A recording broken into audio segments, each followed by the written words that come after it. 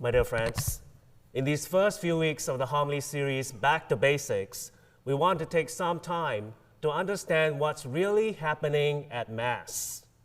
And this is where the movie Saving Private Ryan comes in. This movie, and especially this scene, can help us understand what's really happening at Mass, like nothing I've ever seen. For those of you who have never seen the movie, it is loosely based on a true story of a man named James Francis Ryan, who has 3 other brothers, and all 4 brothers are fighting in World War II. His 3 older brothers have been killed in action, and his mother has received a letter about each of them, and the War Department finds out about it.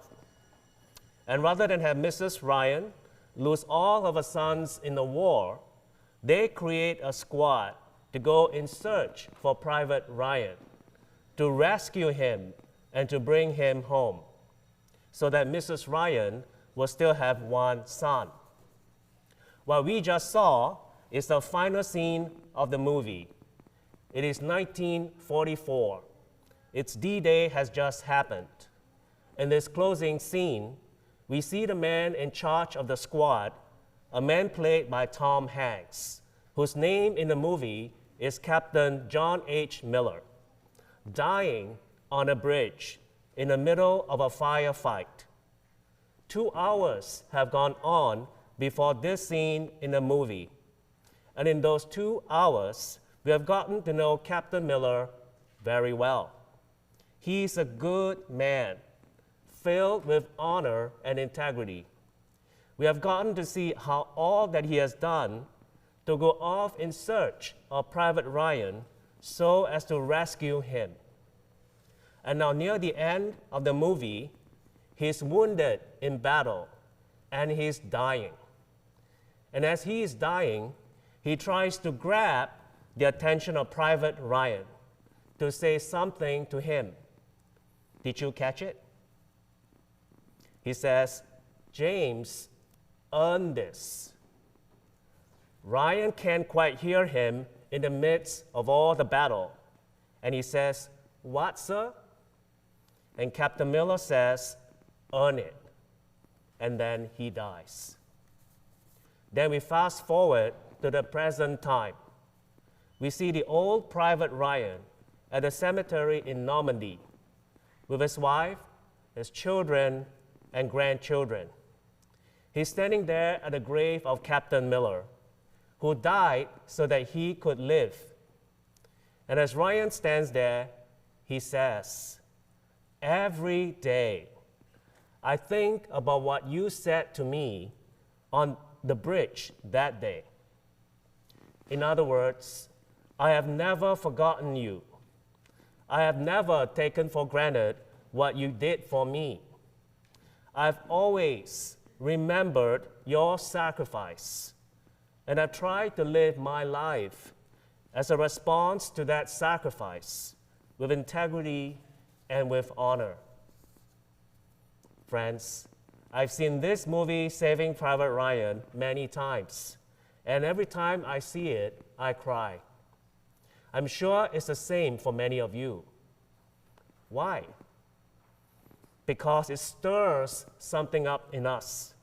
We get to see on screen what an authentic response to a man who has laid down his life for someone looks like. And we want to live that way. We want to live good lives. We want to be men and women of integrity and of honor. And deeper than that, we want to know that we matter. We want to know that we are loved. And my friends, as moving as that movie is, what happens here at this Mass and at every Mass is more moving, more powerful, more dramatic, and has the potential to be more life-giving. If only we would understand what's really happening. Because Saving Private Ryan is a flashback of a man standing at a grave. But the Mass is not a flashback. The Mass is much more powerful than that. But sadly, tragically, most of us Catholics don't know that. We have never heard that when we come to Mass, we are actually at the cross at Calvary.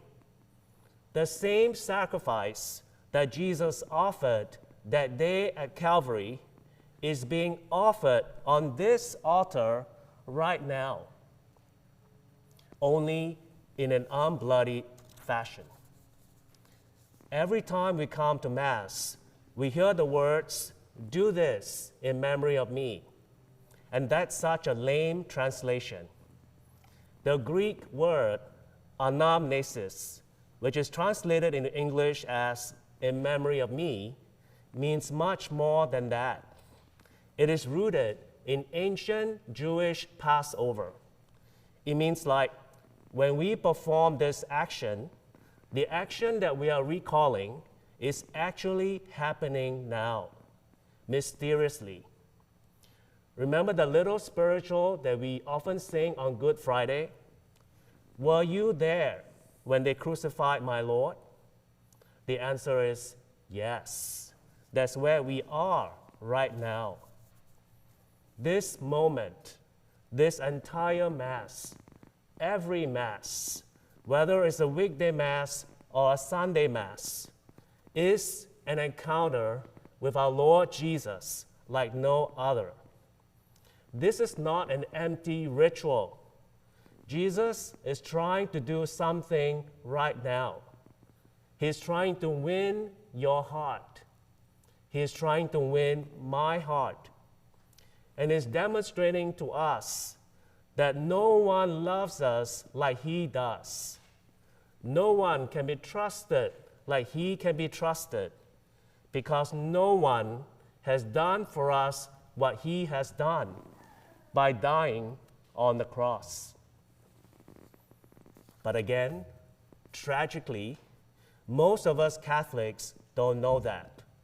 We don't know that when we come to Mass, we are going to see a friend who has laid down his life for us. When we come to Mass, it's more like Ryan's family than Ryan. They are standing behind Ryan at a distance, and they don't know what happened. They don't know the story.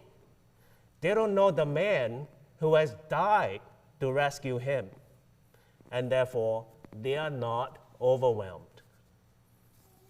In the movie, Captain Miller risked his life to save Private Ryan. Jesus dies on the cross to rescue you and to rescue me from someone infinitely worse than Adolf Hitler, from something infinitely worse than Nazi Germany. He has come to rescue you and me from sin, from death, from hell, from despair, from anxiety, from depression, from emptiness, from fear. So where are we right now? We are at the cross at Calvary. And you and I are being confronted by his love, by his mercy. And we are being invited to do something in response, to surrender to his love. Friends, faith isn't something that we have in our mind. Faith is something that we do, because the initiative is always God's. God's the one who begins the action. You and I just respond to what he has done, and that response is faith. So my friends, how should we respond today? In the weeks ahead, in the homily series, we are going to talk about what it is that God is looking for from us and how we can respond. But today, all of us can do one simple thing: decide to join one of the small groups that has been formed for this homily series. Pick up a copy of the parish bulletin. In it, you'll find information about the small groups. You'll also find discussion questions for adults, for teenagers, and for families. Friends, for us to be a healthy, growing parish, all of us need to become missionary disciples. And I need all of you to participate in the small groups. These groups will allow us to practice talking about our faith with others, our children, our neighbors, our co-workers. The small groups, the homily series, the new praise and worship music, they are all connected. They are part of our strategy to evangelize, to invite more people to encounter our Lord Jesus. For that's our mission. That's the mission of the Catholic Church. And I can't do this all alone. I need all of you to help me, to work with me. God bless St. Anthony, and God bless America.